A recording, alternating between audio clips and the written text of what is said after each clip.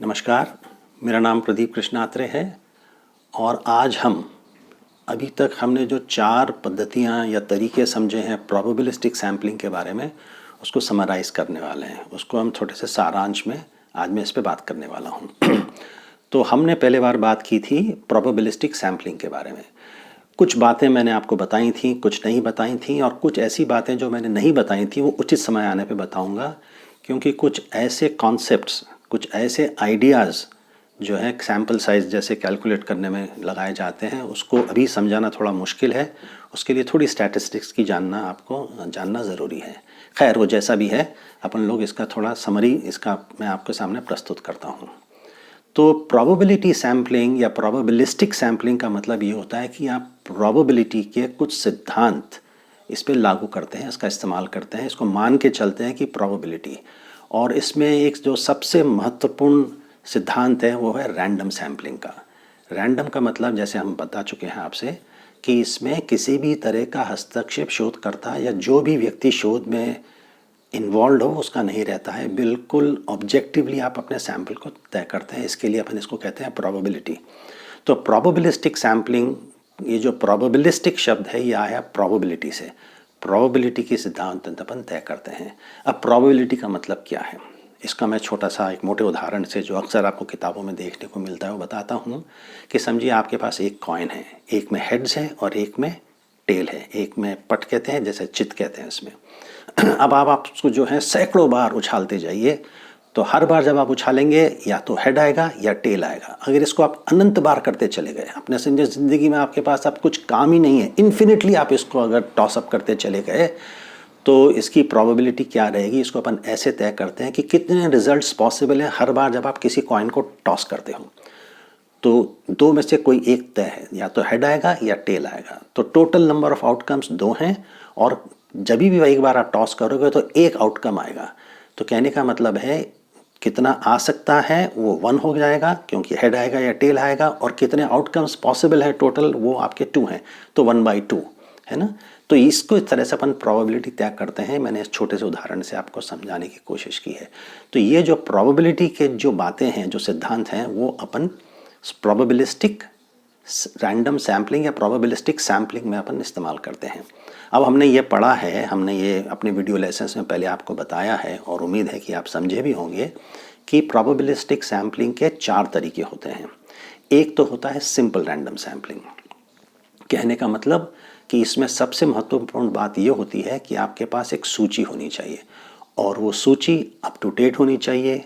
वो सूची जो है मतलब जैसे अपन किसी कक्षा में जाके किसी विद्यार्थियों का आप सिंपल रैंडम सैम्पलिंग करना चाहते हो, तो क्लास में जितने भी विद्यार्थी हैं उसको अपन पॉपुलेशन मानेंगे, और उसमें से अपन एक सैंपल को ड्रॉ करेंगे। तो आपके पास जो अटेंडेंस रजिस्टर होता है, जो सूची होती है विद्यार्थियों की, वो कंप्लीट होनी चाहिए, वो एक्यूरेट होनी चाहिए, और वो अप टू डेट होनी चाहिए। 3 शर्तें होती हैं।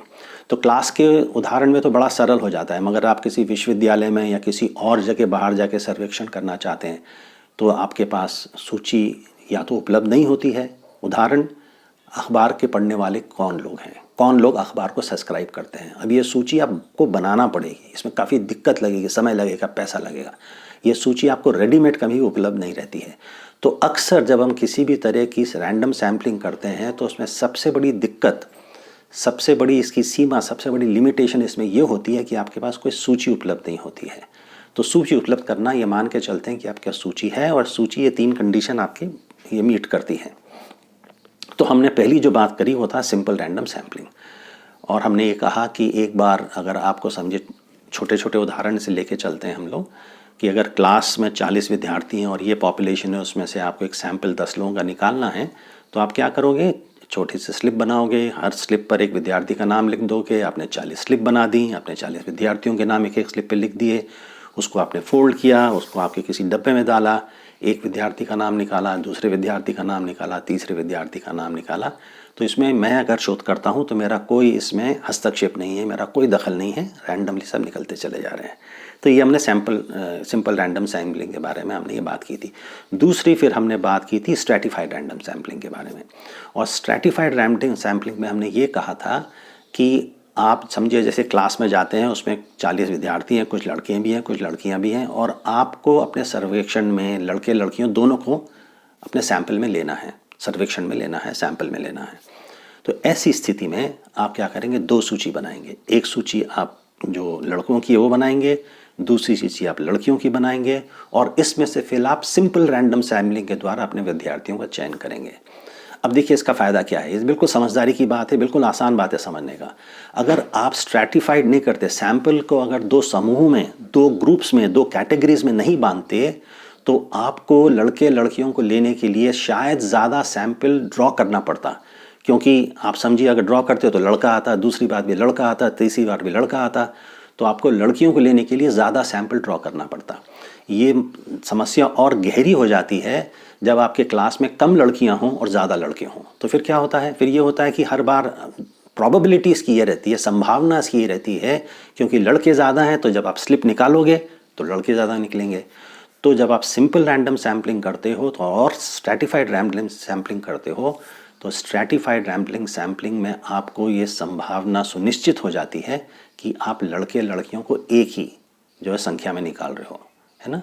और अगर सिंपल रैंडम सैम्पलिंग करते हो और आपको लड़के लड़कियों को दोनों को ड्रॉ करना है, तो फिर आपको सैंपल ज़्यादा ड्रॉ करना पड़ता है।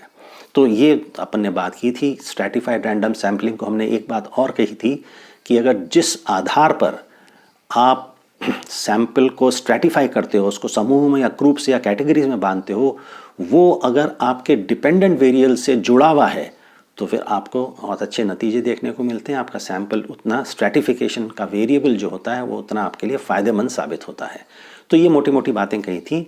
मैंने आपसे एक बात और कही थी कि हम ये चर्चा में हर बात जो किताब के अंदर लिखी गई है उस पर हम बात नहीं कर रहे हैं, मोटी मोटी हम बात कर रहे हैं। आप किताब पढ़ें, आप अपने टीचर से संपर्क करें और दूसरों से बातचीत करें, तो आपको ज़्यादा ज्ञान इसमें देखने को मिलेगा। मैं जो आपको बता रहा हूँ बहुत सीमित बातें बता रहा हूँ। तीसरी बात हमने सैम्पलिंग के बारे में ली थी कि क्लस्टर सैम्पलिंग, इसके बारे में हमने बात की थी। क्लस्टर हमने कहा था कि वो समूह है जो नेचुरली एग्जिस्ट करता है। जैसे आप विश्वविद्यालय में जाते हो, विभाग, आपका हर विभाग एक क्लस्टर है, तो ये पहले से मौजूद है। जैसे आप किसी शहर में जाके कुछ सैंपल को ड्रॉ करना चाहते हो क्लस्टर सैम्पलिंग के द्वारा, तो हर इलाका या हर वार्ड जो है वो नेचुरली एग्जिस्टिंग, वो पहले से मौजूद है, आपको वार्ड बनाने की ज़रूरत नहीं पड़ रही है। तो ऐसी स्थिति में उसको क्लस्टर कहते हैं।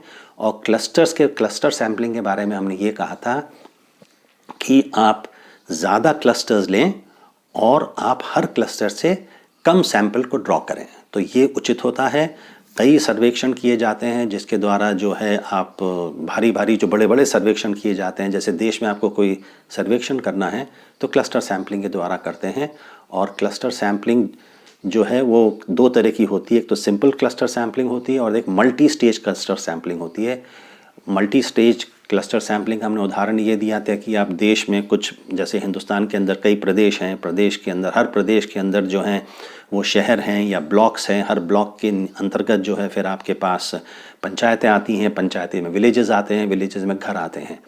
तो आपको इनमें से सब कुछ चीज़ें ड्रॉ करना पड़ता है और फिर उसका जो है आपकी वेरिएबिलिटी या वेरिएंस जो है या आपका जो है बढ़ते चला जाता है। इस बात का आपको ध्यान देना चाहिए।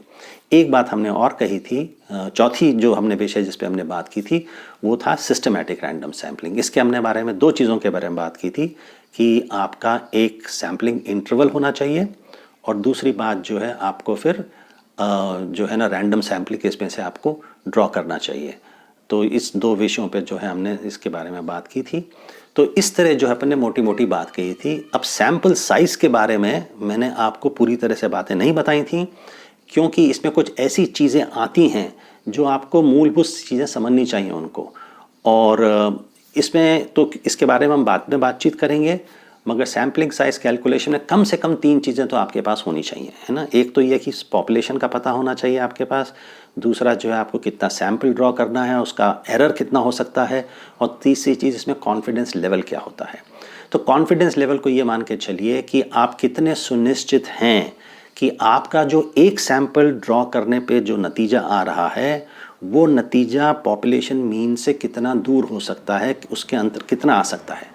तो जनरली जब हम रिसर्च करते हैं, आप जैसे मास मीडिया या सोशियोलॉजी या सोशल साइंस में जब आप रिसर्च करते हो तो 95% कॉन्फिडेंस इंटरवल मान के चलते हैं। इसका मतलब ये हुआ कि 95% ऑफ द टाइम्स जो आपको सैम्पल का मीन मिल रहा है, या सैम्पल का मीन मान के चलिए आप, सैम्पल जो मीन मिल रहा है वो एक संख्या और दूसरी संख्या के बीच में होगा। तो आपको ये 95% कॉन्फिडेंस है कि अगर आप दूसरी बार सर्वेक्षण करेंगे तो इसका एक बिल्कुल सरल तरह से उदाहरण दे लीजिए कि आपने आपके भाई को या अपने घर में जो छोटा बच्चा उसको एग्ज़ाम दिया और उसको टेस्ट में 7 मार्क आए, तो अब आप ये उसमें कॉन्फिडेंस लेवल ये कहोगे कि भाई अगली बार अगर टेस्ट देगा, अगर इसी विषय पर कोई दूसरा टेस्ट देगा तो उसका स्कोर कितना हो सकता है?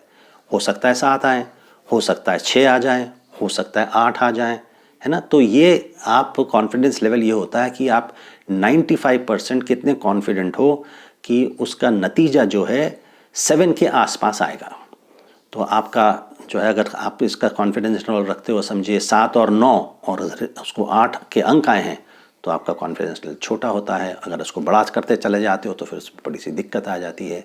तो ये मोटी मोटी बातें हमने इसके बारे में बात की थी। तो अब हमने प्रोबेबिलिस्टिक सैम्पलिंग के बारे में अभी तक बात की थी।